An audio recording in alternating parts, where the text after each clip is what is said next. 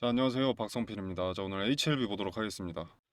자, 제가 지난 영상에서 언급했던 주요 장점이 승인을 받더라도 항서제약과 HLB는 판권이 다르고 판매 루트가 각자 도생이기 때문에 JP모건 헬스케어에서의 항서제약의 언급은 중요하지 않다라는 것과 차트에서 공포심을 주기 위해서 한번 의미가 커 보이는 지지대의 자리를 이탈하는 듯한 그런 그림을 연출할 수 있다고 하였습니다. 오늘 그 흐름이 고스란히 나왔다고 보고요.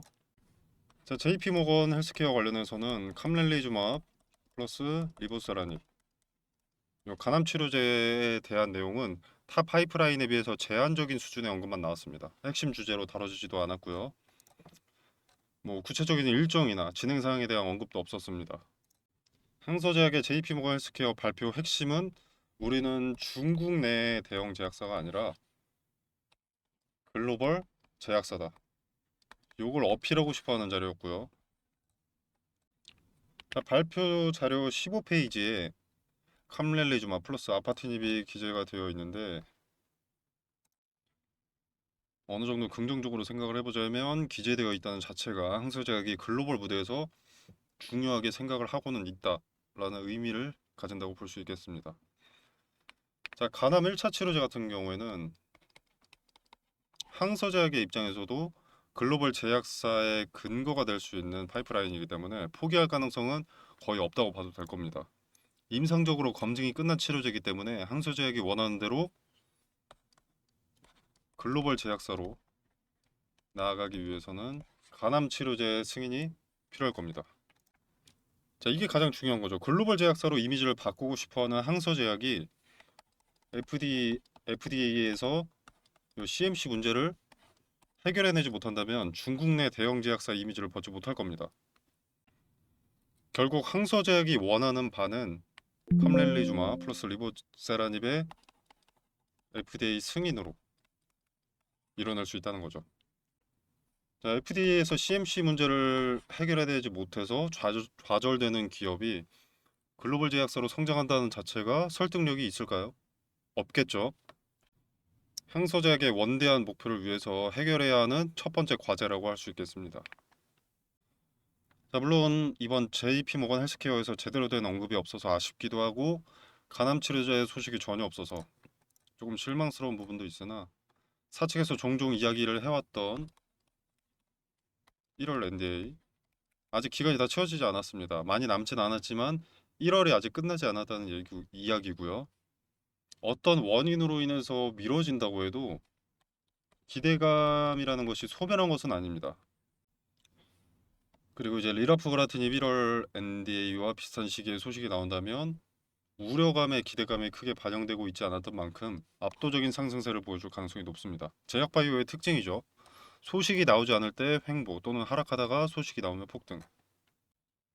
자, 종합적으로 JP모건 헬스케어에서 리보세라닌 플러스 캄렐리주마브의 언급이 크게 없던 것은 아쉽긴 하지만 예측되었던 부분이다. 중요한 것은 항서제약이 지향하는 바는 글로벌 제약사며 글로벌 제약사로서 설득력을 갖기 위해서는 캄렐리주마 CMC를 해결하고 FDA로부터 승인을 얻어내야 설득력이 있다. 이것이 첫 번째 과제고 시장도 이것을 지켜볼 것이다. 항서제약이 다른 파이프라인에서도 기술 수출 아니면 뭐 이전이나 협업 등의 어떤 계약을 따오기 위해서는 먼저 보여줘야 할 것이 요 CMC 해결이고 이제 업계도 캄렐리주마 CMC 해결을 주시하고 있을 것이다 정도가 되겠고요.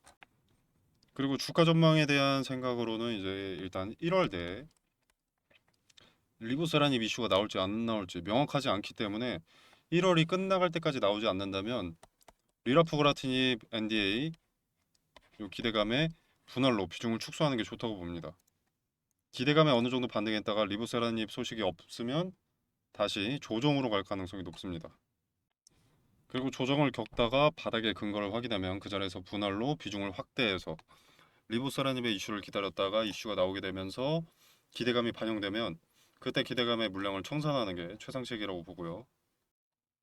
자, 저 같은 경우는 과거 영상에서 확인하실 수 있겠지만 분할을 전제로 매매한다면 기회가 되는 시점도 언급을 드렸습니다. 자, 요때 바닥의 근거를 확인하고 HLB의 기대감이 상당히 낮고 실망감이 압도적으로 클 때 분할 매수하기 좋은 자리다라고 언급을 드렸었는데 이때 분할로 대응을 했더라면 평단을 낮출 수 있었고요. 단순 수익률로만 따져도 50% 정도가 나옵니다. 뭐 현 주가로 봐도 40%는 나오죠. 기대가 살아있다면, 재료가 살아있다면 낮은 주가도 매수 관점에서는 기회가 됩니다. 말씀드리고자 하는 건 거들먹거리는 게 아니라 무대응으로 일관하면 수익이 없거나 적어질 수 있지만 대응을 한다라는 가정이면 상황이 좋지 않더라도 길이 있다는 겁니다. 지금도 리라프 그라티닙의 명확한 일정이 존재하고 리브사라닙 제로도 소멸한 것이 아니기 때문에 조정이 오더라도 위기를 기회로 살릴 수가 있습니다. 대응을 하겠다는 전제만 있다면, 근거에 따라 대응을 하겠다라는 전제만 있다면요.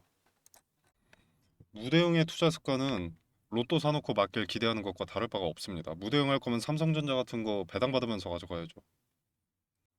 대응의 디테일은 텔레그램에서 근거와 함께 언급을 드리고 있습니다. 대응이라는 것은 실시간으로 대처를 하는 것이기 때문에 영상을 보고 대응하면 대응이 아니라 근거 확인받게 되지 않습니다. 텔레그램 방에서 디테일을 참고해 보시길 바라겠고요. 참고로 텔레그램 방은 1월부로 신설된 방입니다. 기존의 공간과 무관하기 때문에 HLB 분석은 이 공간에서만 진행됩니다. 아직 입장하지 않으신 분들은 입장하셔서 근거 확인하시길 바라겠습니다.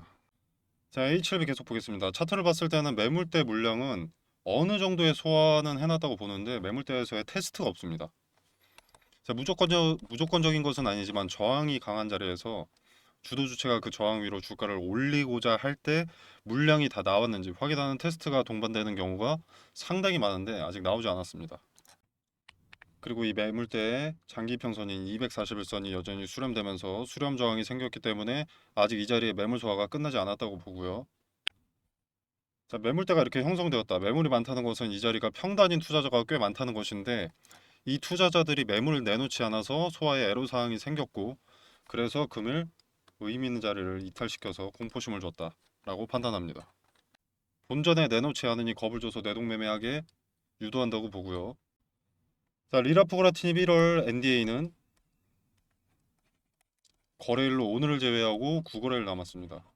그렇기 때문에 빠른 시일 내에 물량을 이 자리의 물량을 흡수하기 위해서 공포심을 보여줬을 뿐이고 곧 다시 이 자리에 본전을 주면서 매물 소화할 가능성이 높다고 봅니다. 그리고 이 자리를 터치할 때 장중에 아마 저항받는 그림을 저항을 크게 받는 그림을 연출해서 겁을 또 한 번 줄 거라고 생각을 하고요.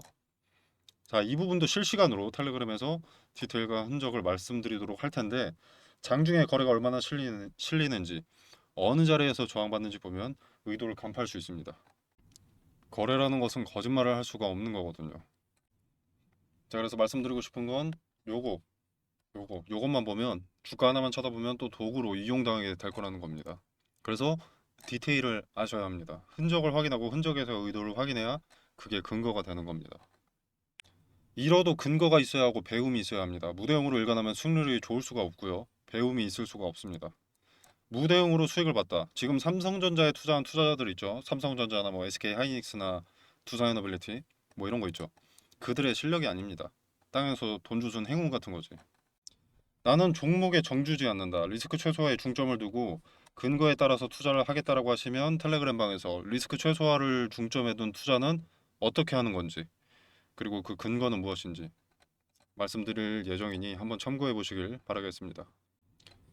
자, 제가 근거가 포착되면 매수 유효한 자리, 매도 유효한 자리를 언급을 드리는데 텔레그램 방에서 자, HLB 같은 경우에는 자, 이때 12월 17일 날 이때도 추천을 조금 드렸었습니다. 추천 매수는 44,000원 부근이었고 당시 박스권 하단 이평선 수렴 지지에서 지지 흔적이 포착되면 매수하기 좋다라고 말씀을 드렸습니다. 이런 식으로 대응의 디테일을 설명드린다는 건데 12월 17일 날 44,000원 부근 12월 17일이면 이날입니다. 자, 이렇게 보면 당시 중기 평선인 60일선과 장기 평선인 121선 요게 수렴이 되었었죠. 그래서 이 자리에서 지지를 확인하면 매수하기 좋다고 말씀을 드렸습니다. 자, 근데 여기서 이 중기 매물인 60일선에 수차례 지지받는 걸 확인하고 44,000원대 매수하기 좋다라고 언급을 드렸고, 이렇게 계속 타고 올라가죠. 지지받고. 그리고 이렇게 급등이 나왔습니다. 자, 이때 매수했다고 하더라도 수익률이 대략 18%가 나온 거죠. 이렇게 분할로 대응을 하면 평단을 낮추면서 수량은 늘리고, 늘린 수량은 18%의 수익. 이렇게 손실을 상쇄하는 겁니다. 저점이 특정되면 기회가 된다는 것을 강조드리는 거고요. 무대응은 해서는 안 되는 습관 1이라는 것을 강조드리는 겁니다. 이게 또 새롭게 박스권을 형성하게 되면 또 비슷한 흐름이 나오게 되는 거고요. 그리고 박스권 하단에서 지지의 근거를 확인하고 매수하기 좋았다면 박스권 상단에서는 분할 매도하기 좋은 근거가 나오는 겁니다. HLB처럼 과거에 데이터가 많은 종목, 이렇게 과거의 데이터들이 많은 종목은 오히려 차트에 많은 힌트가 포함되어 있기 때문에 재료가 살아있다는 전제에는 분할을 전제로 매매하면 오히려 리스크를 최소화할 수 있습니다. 무대응이 버릇이신 분들은 수익 나도 안 파십니다. 수익이 나도 더 오른다는 유튜브 찾아서 무대응으로 일관. 손실 나면 곧 반등한다는 유튜브 찾아서 무대응으로 일관. 결국 손실 나면 남 탓. 그러시는 분들이 꽤 많다는 겁니다. 자, 지금이 손절해야 될 때라는 게 아니라 분할로라도 비중을 쪼개서라도 대응은 해야 한다라는 걸 말씀을 드리는 겁니다. 그리고 리라프 그라티님 승인 난다고 뭐 여기까지 올라가지 않습니다. 올라가더라도 물린 투자자들 차익 실현하면서 다시 내려오게 되어 있습니다. 본체는 리보세라닙이기 때문이고, 리보세라닙이 승인된다고 해도 실적으로 이게 쌓이기까지는 기간이 오래 걸리기 때문에 기대감에 엑시트하는 투자자들이 많을 겁니다. 그래서 여러분들도 기대감 야무지게 사용하고, 후에 비전이 있어 보여서 다시 재투자를 한다고 해도 조정의 지지의 근거를 확인하고 재매수하는 것이 좋다고 생각합니다. 자, H11은 과거의 데이터가 꽤나 많이 쌓여 있기 때문에 의미 있는 자리들이 상당히 명확합니다. 리라프 그라티닙 일정에 따른 기대감 활용 방법과 저항의 자리라는 근거, 이후에 저항받고 내려왔을 때 지지의 자리라는 근거, 디테일을 텔레그램 방에서 공유하도록 하고, 이후에 있을 리보세라니 기대감 활용 전략의 디테일도 세세히 말씀드리도록 하겠습니다. 자, 텔레그램 방 참여 방법은 영상 설명란에 보시면 더보기 버튼 있습니다. 이 버튼을 누르시면 링크를 기재를 해뒀고요. 댓글로도 고정해 두도록 하겠습니다. 자, 링크 타고 들어오시면 이런 창이 하나 뜨는데요. 나는 빠른 정보 전달과 대응 분석이 궁금하다라고 하시면 텔레그램 입장 체크하시면 되고요. 나는 그런 건 필요 없다, 급등주 검색식이 필요하다 또는 전자책이 필요하다라고 하시면 이렇게 필요하신 것만 입맛에 맞으시는 대로 체크하셔서 제출 눌러주시면 되겠습니다. 자, 그리고 여러분 답신을 받으셔야 하잖아요. 텔레그램 링크든 뭐 전자책이든 검색식이든.